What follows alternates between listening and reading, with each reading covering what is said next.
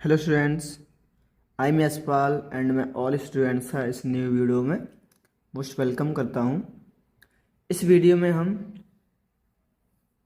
Chapter number 1 वास्तविक संख्याओं की प्रश्नावली 1.2 का सॉल्यूशन करेंगे, जिसमें हम सबसे पहले क्या करेंगे। सबसे पहले हम सिद्ध करेंगे। सिद्ध कीजिए कि रूट 5 एक अपरमेय संख्या है। रूट 5 एक अपरमेय संख्या, ये हमको क्या करनी है, सिद्ध करनी है। ठीक है, तो YouTube पे बहुत सारी वीडियो पड़ी हुई हैं, वो शॉर्ट्स में कर देते हैं। देखिए, जब भी कोई आपसे इस प्रकार की कोई भी नंबर जब सिद्ध करवाता है, रूट 2 हो गया, रूट 3 हो गया, रूट 5 हो गया, रूट या 6 हो गया, तो इनका थोड़ा बड़ा प्रोसेसर होता है। छोटे ये बिल्कुल शॉर्ट में नहीं कर सकते, इनको थोड़ा बड़ा प्रोसेसर होता है, तो उसी हिसाब से आप कीजिए। तो मैं इस वीडियो में बता दूंगा कि आपको किस प्रकार करना है, और उस प्रकार आप 2-3 बार प्रैक्टिस कर लीजिए, बड़े अच्छे से आ जाएगा। इससे पहले आप एक चीज़ समझ लीजिए, क्या है, प्रमेय को समझ लीजिए। प्रमेय 1.2 क्या कहती है।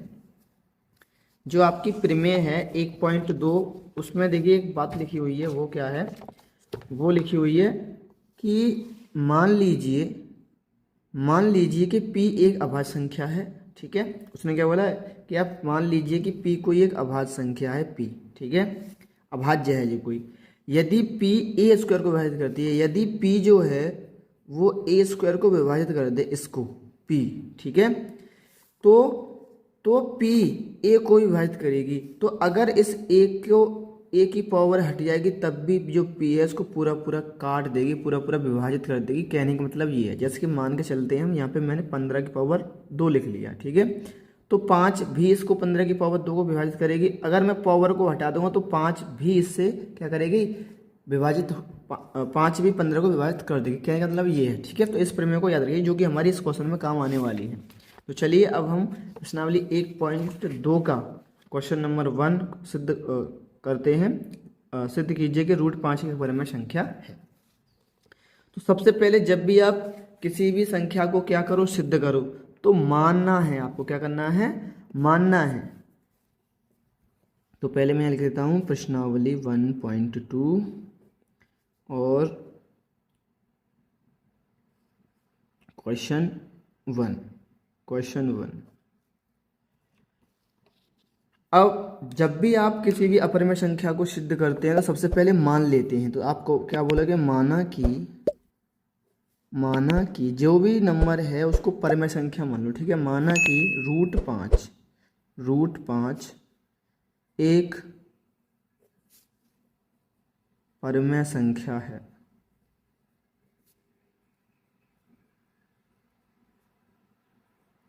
सबसे पहले आपका प्रोसेसर, जब भी आप किसी भी नंबर को क्या करोगे, अपरमेय सिद्ध करोगे, ठीक है, तो उसको सबसे पहले आपको मान लेना है कि माना कि वो क्या है, परमेय संख्या है। ठीक है, अच्छा, हमने यहाँ पे ये परमेय संख्या मान ली।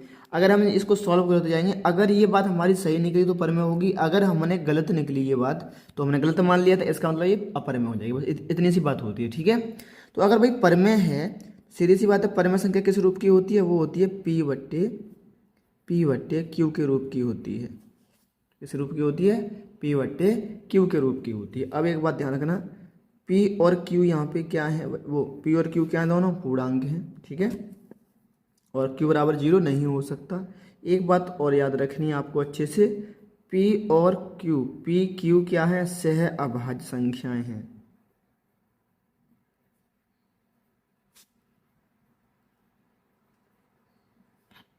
अब सह अभाज्य क्या होती हैं भाई, सह अभाज्य होती हैं जिनका HCF 1 हो, उनको हम क्या बोल देते हैं, सह अभाज्य संख्याएं बोल देते हैं। ठीक है, अब आप कर क्या लीजिए, यहाँ से आप किसका मान निकाल लीजिए, P का मान निकाल लीजिए।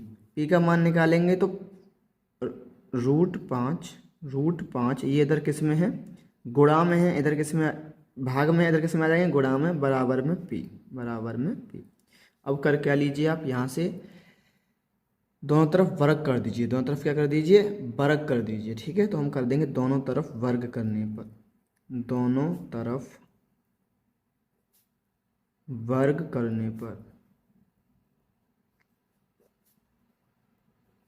दोनों तरफ वर्ग करने पर। अब वर्ग जब हम करेंगे दोनों तरफ, तो ये इसकी भी ऊपर 2 पावर लग जाएगी क्योंकि वर्क किया है, और इसकी भी पावर 2 लग जाएगी। अच्छा, इस पावर से इसका तो रूट हट जाएगा और क्यू की पावर लग जाएगी 2।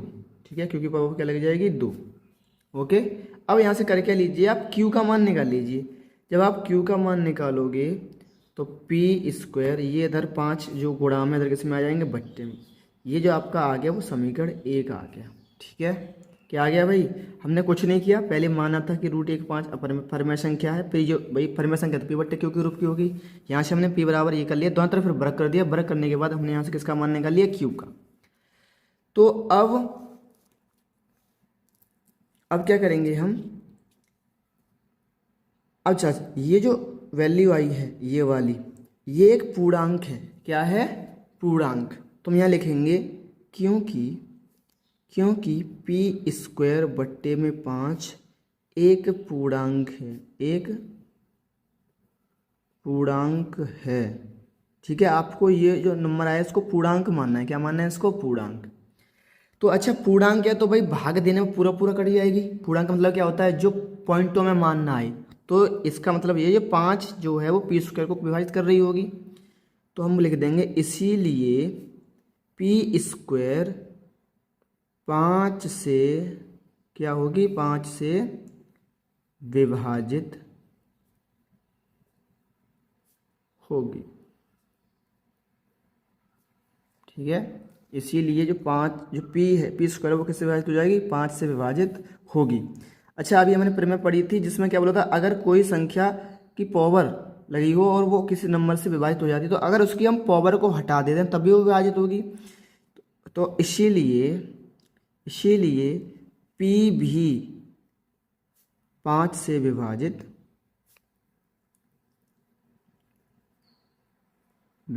होगी।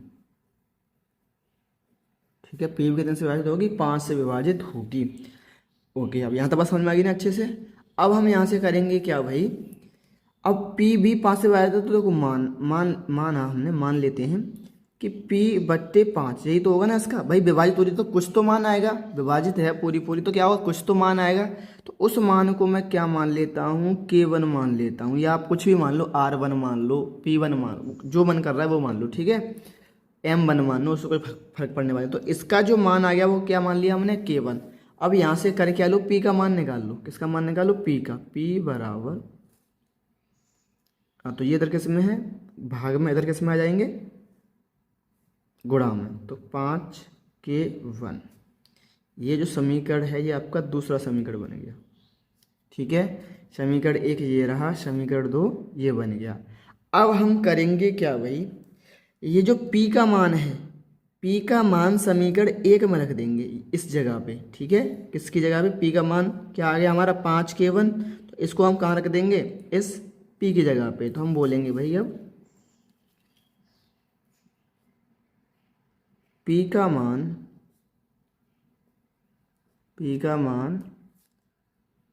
समीकरण 1 में रखने पर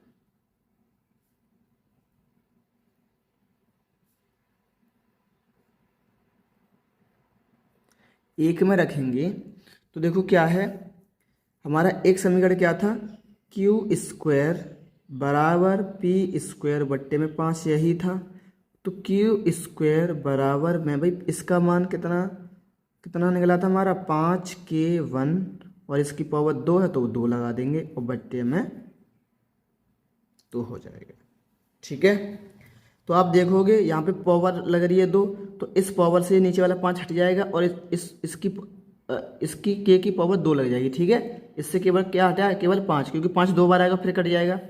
तो हम यहाँ लिख देंगे क्यू स्क्वायर बराबर 5K1 का स्क्वायर। अगर किसी के समझ में नहीं आया तो मैं यहाँ बता दे रहा हूँ, 5 गुणा 5 2 बार होगा ना, और K1 का स्क्वायर हो जाएगा और बट्टे में 5, तो 5 से 5 कट जाएगा। इस प्रकार मैंने काटा यहाँ पे। ठीक है, तो क्या बचेगा, 5K स्क्वायर। अब यहाँ पे 5K स्क्वायर ये आ गया।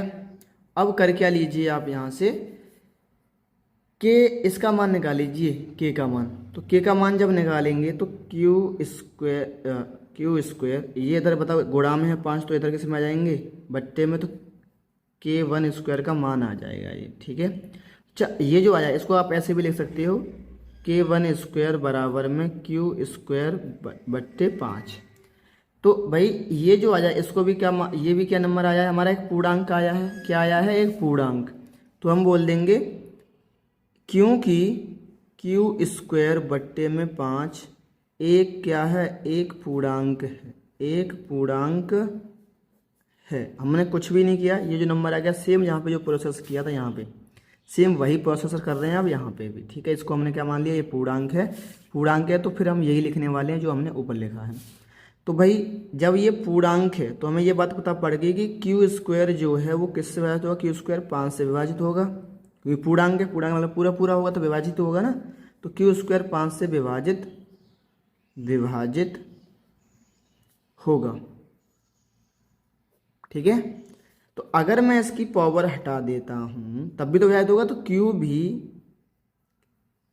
5 से विभाजित होगा।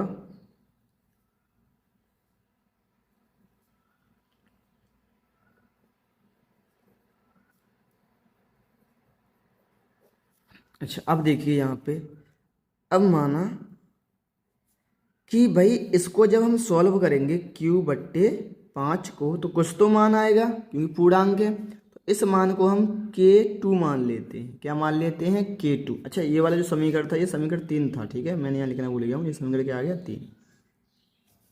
अब यहाँ से आप q का मान निकालिए, q बराबर 5k1² और ये समीकरण आपका कौन सा आ जाएगा, समीकरण 4 आ जाएगा।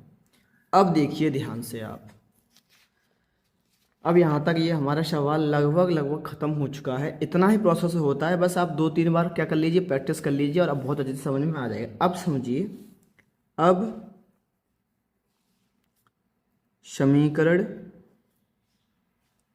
2 व 4 से देखेंगे आप।